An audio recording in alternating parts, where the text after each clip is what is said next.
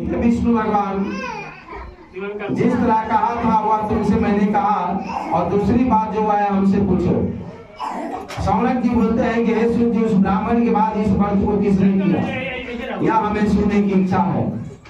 सूर्य जी बोलते हैं कि हे मुनियों, जिसने व्रत को किया वह सुनिए, एक समय निज धर्मानुसार जिन बांधवों के साथ में व्रत करने के उद्यत हुआ, उसी समय वहां पर लकड़ी बेचने वाला एक लकड़हारा है। वैशाख जेठ का महीना था, धूप तपित था, बेचारा माथा पर लकड़ी लेकर गांव गांव घुमा करता था, बेचा करता था। एक दिन उस गांव में गया जहां पर वहाँ सत्यनारायण भगवान की पूजा हो रही थी।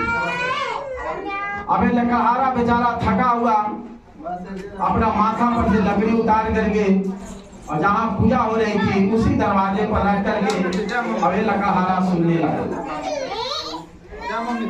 लकड़हारा से रहा नहीं गया, तो वहाँ जाकर बोला, ये लकड़हारा नर्मदा से हाथ जोड़कर प्रणाम कर बोला कि आप यहाँ क्या कर रहे हैं और इसको करने से क्या फल होता है, वो हमें विस्तार पूर्वक।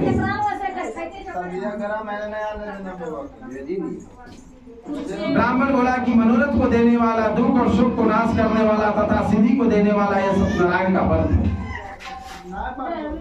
जिसको प्रसाद से धन धान्य आदि प्राप्त हुआ है, यह सूर्य का लकड़हारा बहुत प्रसन्न हुआ और प्रसाद को खाकर और जल पीकर वह भगवान सत्यनारायण का ध्यान करता हुआ अपने नगर को चला गया। क्या लकड़ी बेचने से जो भी द्रव्य प्राप्त होगा, मैं उसे जरूर सत्यनारायण भगवान का पूजा करूंगा।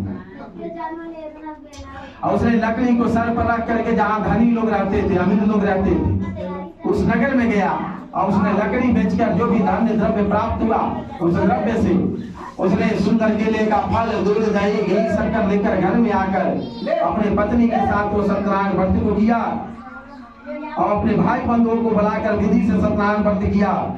और उस व्रत के प्रभाव से लकड़हारा धन पुत्र से युक्त हो गया और इस लोक में सुख पाकर अंत में सत्य लोक को चला गया। हे मुनिगण, मैं और भी कथा कहता हूँ, उसको सुनिए। तृतीयोध्याय की जय, श्री राजा रामचंद्र की जय।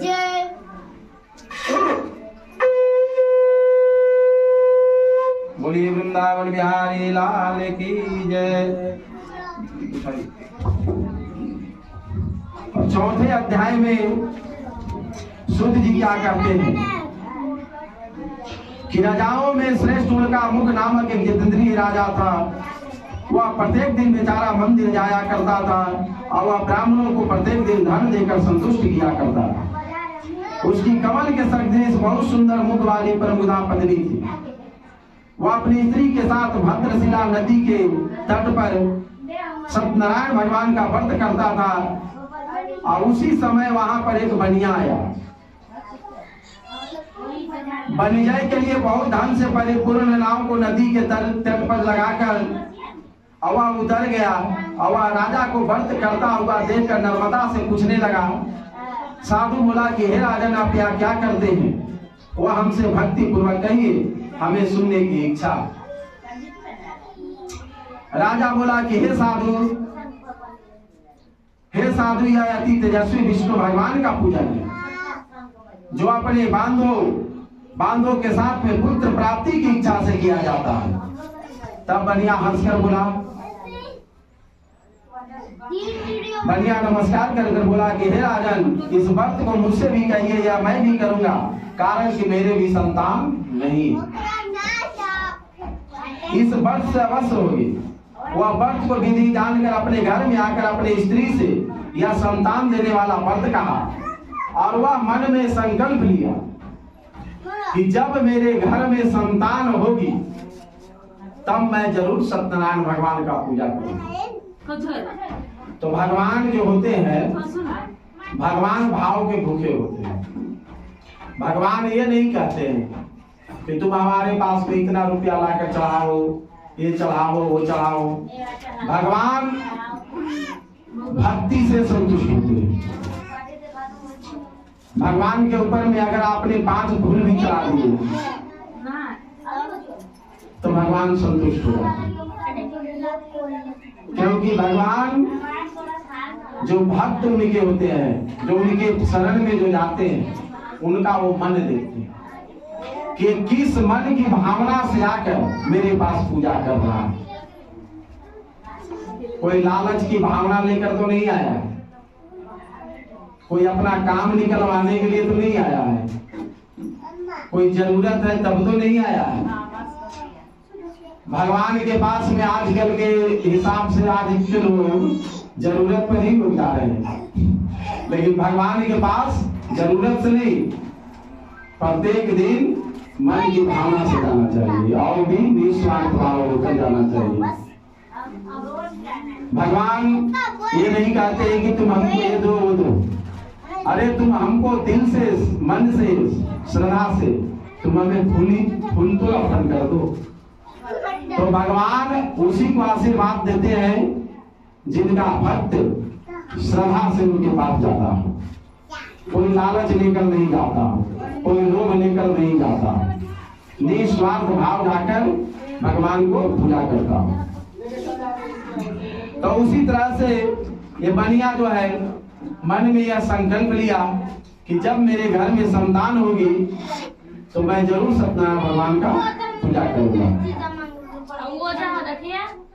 थोड़े ही समय में उसकी पत्नी लीलावती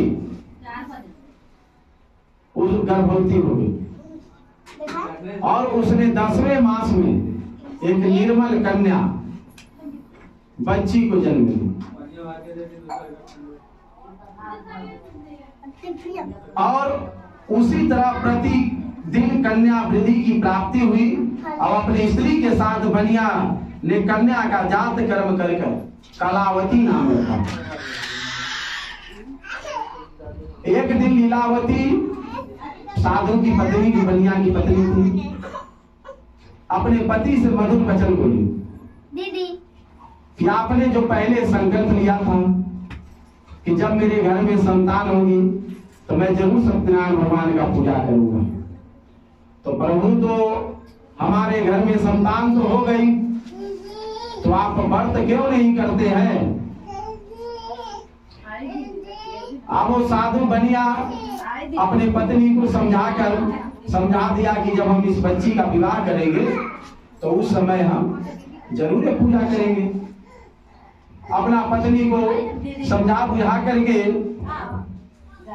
और यह बाहर चला गया कमाने के लिए। अब ये लड़की प्रत्येक दिन बढ़ने लग गई, तो पहले का संकल्प बर्दाश्त क्यों नहीं कर। एक दिन धर्मज्ञ के साधु बनिया ने सखियों के साथ खेलती हुई लड़की को विवाह के योग्य देखकर दूध को बढ़ा कर रहा। अब वो लड़की गांव टोले में खेल रही थी।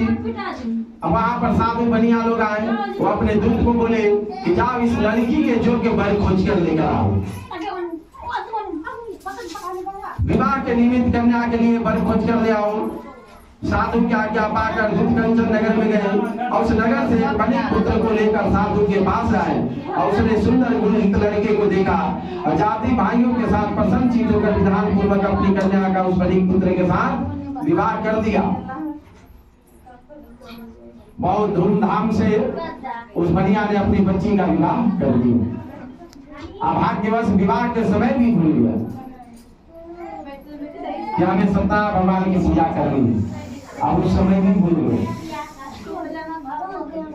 अब जो है साधु और दामाद व्यापार की इच्छा से अपने दामाद को लेकर समुद्र के निकट रत्नासार नामक नगर जाकर व्यापार करने लगा।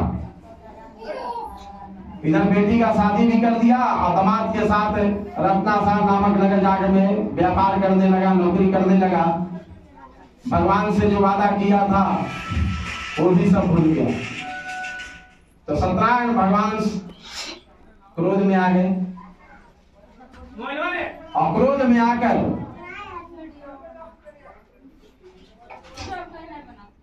साधु को संप्रज्ञा से भ्रष्ट देकर उसको श्राप दिया। क्रोध में आकर उनको श्राप दिए कि तेरे ऊपर बहुत बड़ा भारी दुख पड़ेगा। श्राप मिलने के बाद कि तेरे ऊपर बहुत भारी दुख पड़ेगा। जैसे ही श्राप मिला उसके घर में जितना भी धन संपत्ति था, चोर लोग आए और सारा संपत्ति जो है सब चोरी करके भागना शुरू कर दिए। तो पहले का एगो समय था कि पहले के लोग गांव एरिया में जमींदार हुआ करते थे, राजा महाराजा लोग हुआ करते थे, तो राजा के चेला चुटरी बहुत लोग रहते थे। तो चोर जब चोरी करके जा रहा था तो राजा के दूत लोग जंगल झाड़ में पहरा दे रहे थे। तो देख रहे हैं कि एक आदमी 2-3 आदमी जो है से चोरी करके भाग रहे हैं। अब राजा के दूत जो है से जाकर के पकड़ते हैं उस चोर को और ले जाकर के राजा के पास पे ले जाते हैं। और राजा ने हाथ पैर की हथकड़ी बैरी बनवा कर और उसको कैद खाने में बंद कर दिया। इति चतुर्थोध्याय की जय श्री राजा रामचंद्र।